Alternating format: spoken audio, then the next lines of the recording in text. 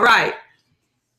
Happy Sunday. I am JB Bryan, the President and Chief Investment Officer of JB Bryan Financial Group, the home of AfroEconomics. Yes, indeed. That's the AfroEconomics website behind you.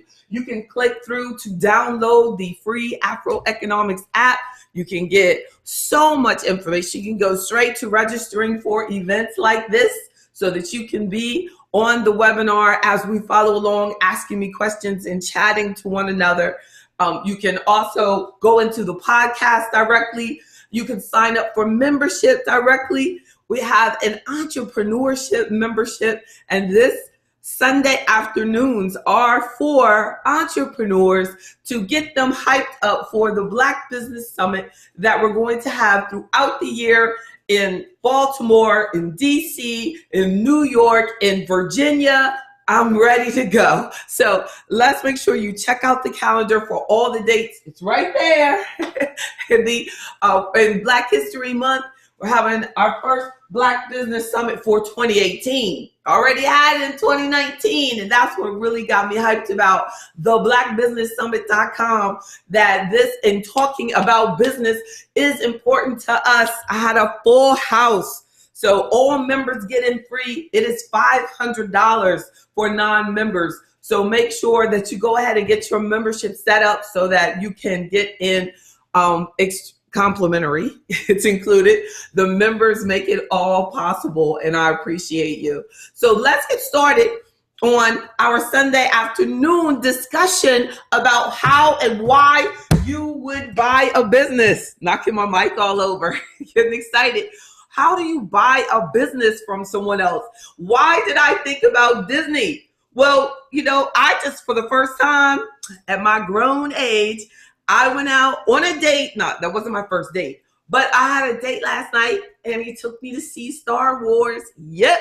Went to see Star Wars and I was like, this is the first Star Wars that I've ever seen in my life. So I was like, I was feeling like a kid, but me, I'm in there thinking about, what's the business behind this? And then I saw like one of the first credits in the movie was, this is based on characters created by George Lucas. It didn't say Lucas Films because what? Well, let me tell you, this is what happened. Look, this is a headline from 2012, October 2012. Disney buys Lucas Films for $4 billion. $4 billion. George Lucas was able to retire and spend the rest of his life with his Nubian queen, Melanie. Yes, indeed. So he definitely got Lucasfilms was bought out by Disney. Had to add in there that he is married to a sister.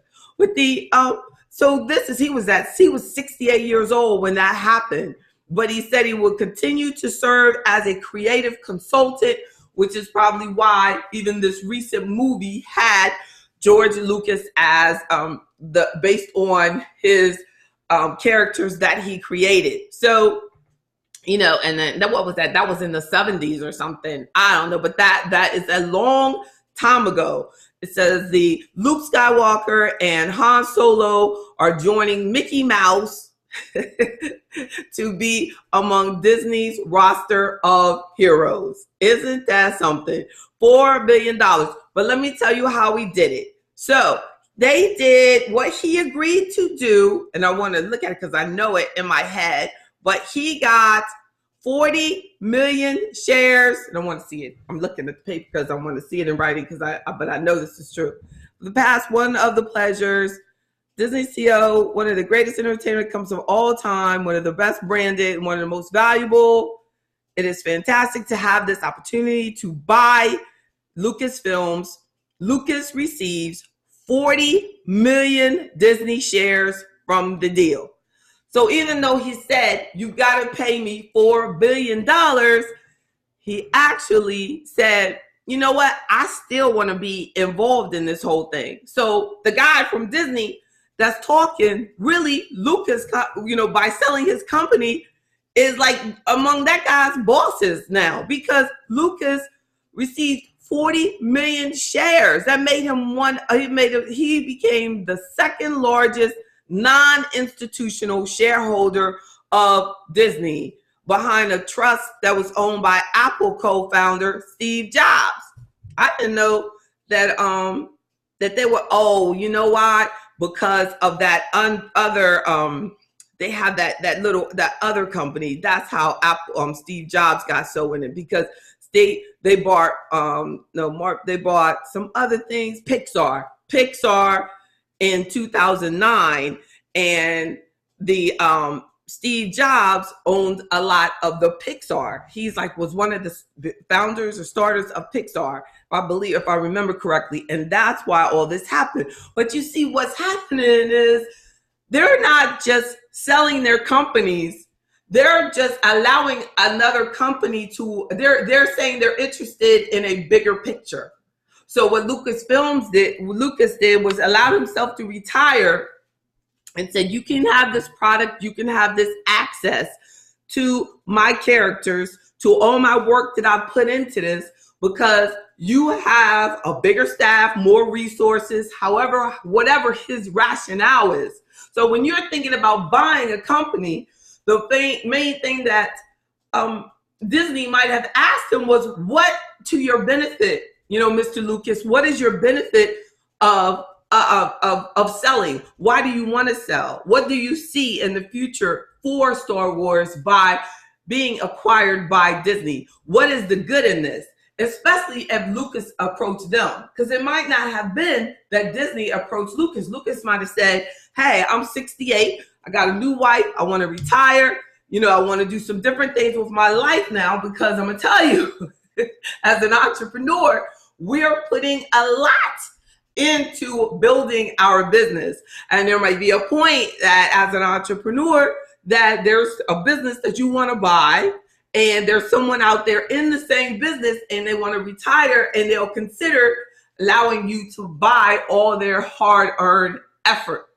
So a lot of people are able to say they've been in business for 100 years, but they really haven't been in business for 100 years. The business has been in business for 100 years. So that, and we have to really understand that just because the ad says that those aren't the same. They might not be the exact same owners. It may not even be the same family involved in it, or that family may have sold out their shares, the original, but that entity itself is still existing, and it's existing under that name, because a business, especially a corporation, is an entity of itself. It's not you. You started a corporation, or you're buying a corporation. You're taking over ownership of an entity that existed for 100 years already. So you might be a new business owner, and you don't want to just start a business from scratch like I did in 1995. You might want a business that dates back to 1995, but you will pay for everything that they put in. And then the challenge is for the business owner that's considering selling their business to you is valuing their business, because they put those 20 plus years into there, and you want to buy into it.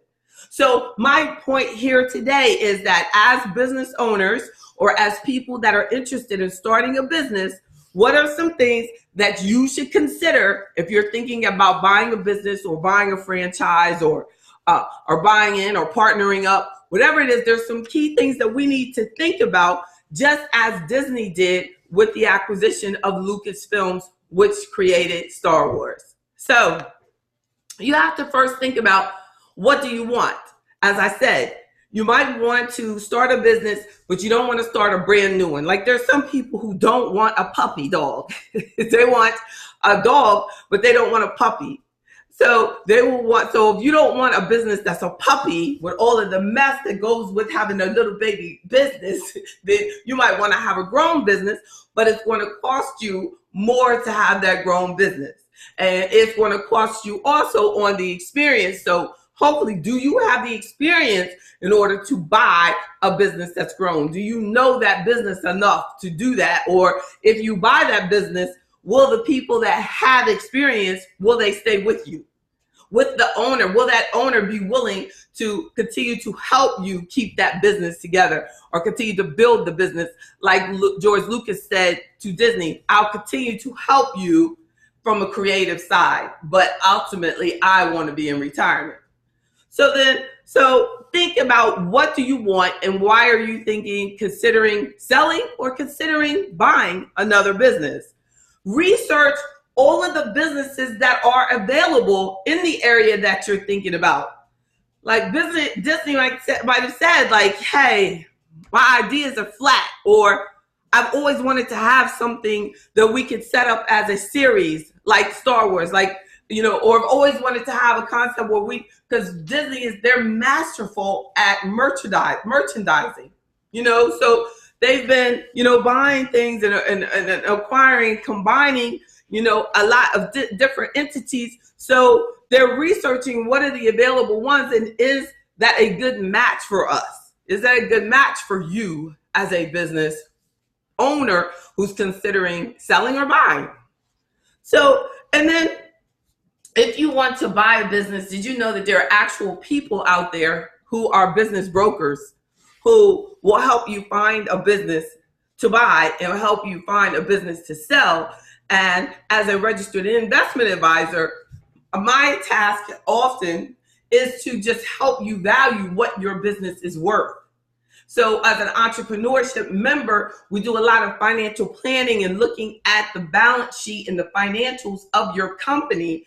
And then we're able to set up a value for your business so that you know what is a good price for you to consider when considering selling your business to someone who may want to buy your business. And if you have a business that you want to buy, make sure you let them know.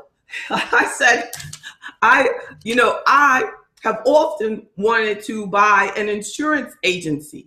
And I approached one owner of an insurance agency and I said, have you ever thought about, combining or let's doing some insurance work together? And the brother was insulted. So it's time for us to open our mind to all the opportunities that we have out there to grow together.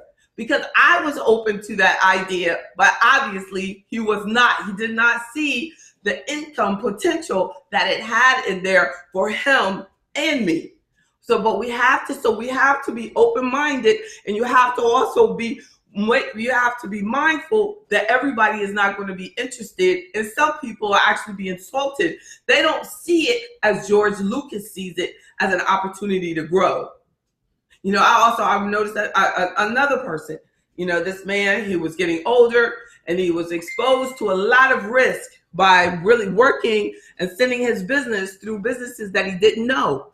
And I said, we really need to talk. You need to get together because I can help you continue to have income when you get to this point where you don't want to work anymore. And, he had been in financial services ahead of me.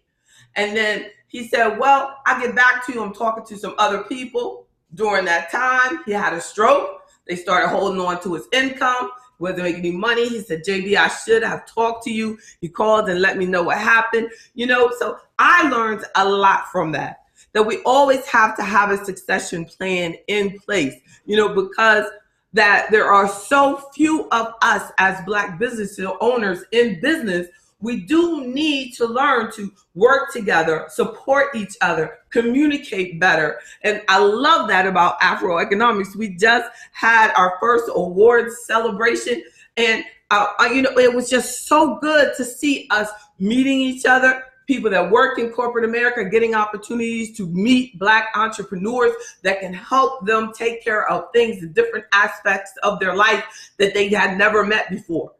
But that's very important for us to just get to know, each other. And if you're a business owner, it's important to know other business owners in your field. And it may mean going outside of where you are.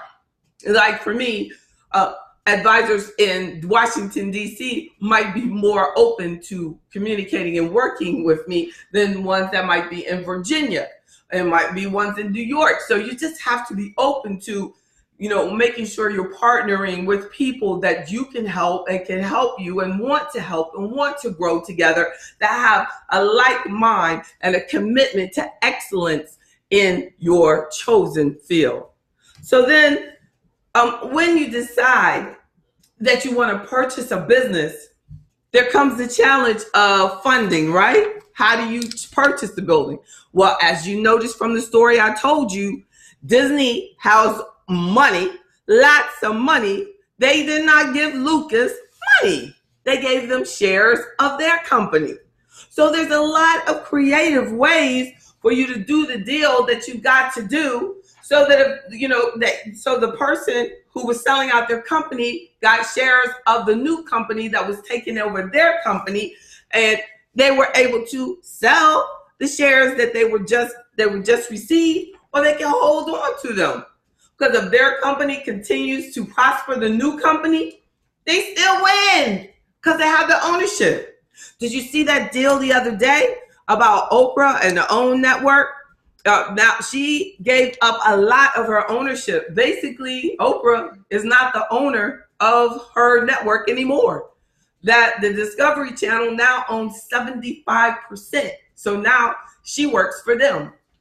So things are changing all the time, but we have to understand how these things are going on. What's going on? Who owns what? We got to look at it. But it's hard, but that's what I'm here for, to bring that information to you so that we know what's going on.